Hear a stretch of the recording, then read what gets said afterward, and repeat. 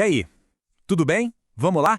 Hoje a gente vai mergulhar de cabeça num assunto fascinante, a bioquímica.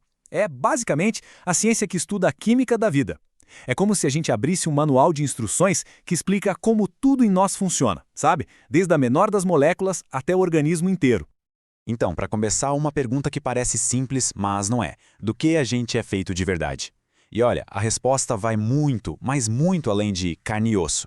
A complexidade toda da vida começa lá embaixo, no nível mais básico de todos, o nível dos átomos.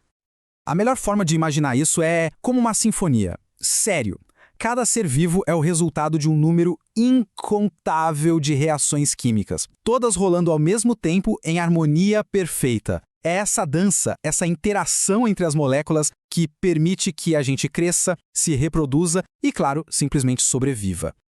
Mas antes da gente conhecer os atores principais dessa sinfonia, a gente precisa falar do palco. Porque sem palco não tem show, né? E pra vida, pelo menos a vida que a gente conhece, o palco é um só, a água. É ali que toda a mágica acontece.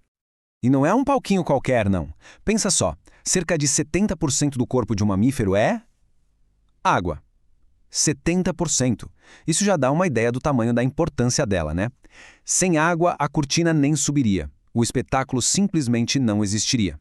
Tá, então vamos entender por que a água é tão especial assim. O segredo está numa palavrinha: polaridade. Funciona assim: a molécula de água, o famoso H2O, não distribui seus elétrons de forma igualzinha. Isso cria um lado meio negativo e uns lados meio positivos. E é justamente essa característica que faz dela um solvente espetacular. Ela consegue dissolver uma quantidade absurda de outras substâncias.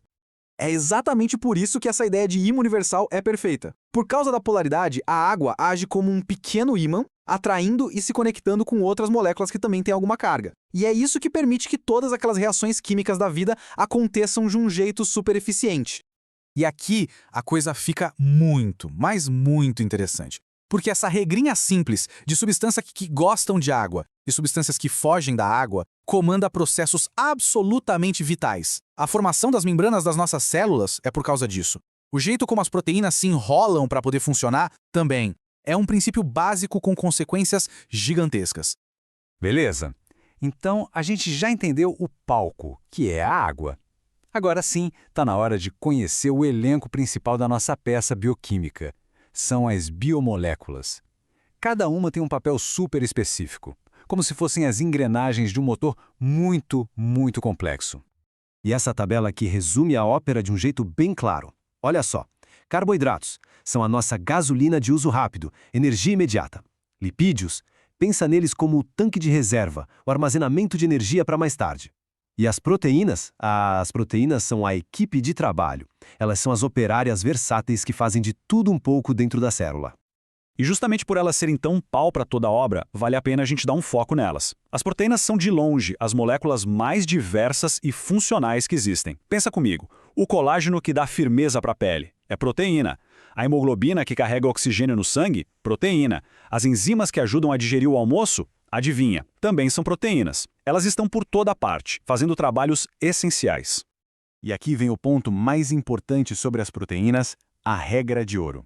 É o seguinte, para uma proteína, a forma é tudo. O seu formato tridimensional define o que ela faz. E o que define esse formato? A sequência exata dos seus bloquinhos, os aminoácidos. É uma lógica linda e direta. A ordem dos bloquinhos define a forma da proteína e a forma define a função dela. Simples assim. E como é que essa forma se constrói? É um processo que acontece em níveis. Pensa num fio de barbante. A estrutura primária é só o fio esticado com as contas dos aminoácidos um atrás do outro. Aí na secundária, esse fio começa a se enrolar em espirais ou dobrar em folhas. Na terciária, ele se dobra todo sobre si mesmo e vira um novelo 3D complexo. Essa é a forma que funciona. E às vezes na quaternária, vários desses novelos se juntam para formar uma mega estrutura e trabalhar em equipe. E uma função super comum para essas proteínas é a de ser uma enzima. O que é uma enzima? Pensa nela como uma facilitadora de reações, uma espécie de catalisador biológico. Ela pega uma reação química que talvez demorasse horas ou até anos para acontecer e, faz acontecer em uma fração de segundo. E o melhor, ela faz tudo isso sem ser gasta no processo. Ela está lá, pronta para a próxima. E tudo isso, toda essa atividade, precisa de energia, claro. E isso nos leva direto ao motor da vida, O metabolismo. É o metabolismo o processo que pega o combustível que vem da nossa comida e o transforma na energia que a célula consegue usar para fazer tudo. E esse motor, o metabolismo, tem basicamente duas marchas, dois lados da mesma moeda. De um lado, tem o catabolismo. É o processo de quebrar coisas, de desmontar moléculas grandes para liberar energia. Do outro lado, tem o anabolismo. É o processo de construir coisas, de usar aquela energia para montar as moléculas que a célula precisa. É um ciclo que nunca para. Quebrar para ter energia, usar energia para construir. E se tem um processo de construir e quebrar, precisa ter uma moeda de troca, certo? A moeda energética da célula se chama ATP, adenosina trifosfato. Pensa no ATP como a bateriazinha universal e recarregável da célula. Toda vez que a célula precisa fazer alguma coisa, contrair o músculo, criar uma proteína nova, qualquer coisa, ela gasta um ATP. E como é que a gente recarrega essa bateria? Bom, o processo é uma verdadeira linha de produção de energia. Pega uma molécula de glicose, por exemplo, o açúcar. Primeiro, na glicólise, ela é quebrada ao meio. Depois, esses pedaços entram no ciclo de Krebs, que funciona como uma roda d'água, extraindo toda a energia possível deles. E por fim, na fosforilação oxidativa, essa energia é usada para gerar uma avalanche, uma enxurrada de ATP. É a usina de força da célula trabalhando a todo vapor. E aí, tudo se encaixa. A gente junta o palco, que é a água, com os atores, que são as biomoléculas, e com a energia do motor, que é o metabolismo. E o resultado? A gente tem a sinfonia completa.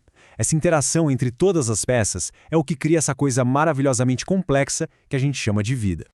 Então, para a gente amarrar tudo, vamos aos pontos principais. Primeiro, a vida, na sua base, é química. Segundo, a água, com sua polaridade, é o ambiente perfeito para essa química rolar. Terceiro, carboidratos, lipídios e proteínas são os blocos de construção, cada um com seu papel, e para proteínas, a forma é o que manda. E por último, o metabolismo, com o ATP como moeda, é o motor que mantém tudo isso funcionando. E tudo isso nos deixa com uma última questão, que é quase filosófica. Se no fundo, a vida é só um conjunto de reações químicas incrivelmente bem organizadas, o que dá a faísca? O que transforma essa química em algo vivo? Talvez a resposta esteja justamente aí, na organização, na complexidade, na sinfonia como um todo. É algo para se pensar, não é? Valeu, pessoal!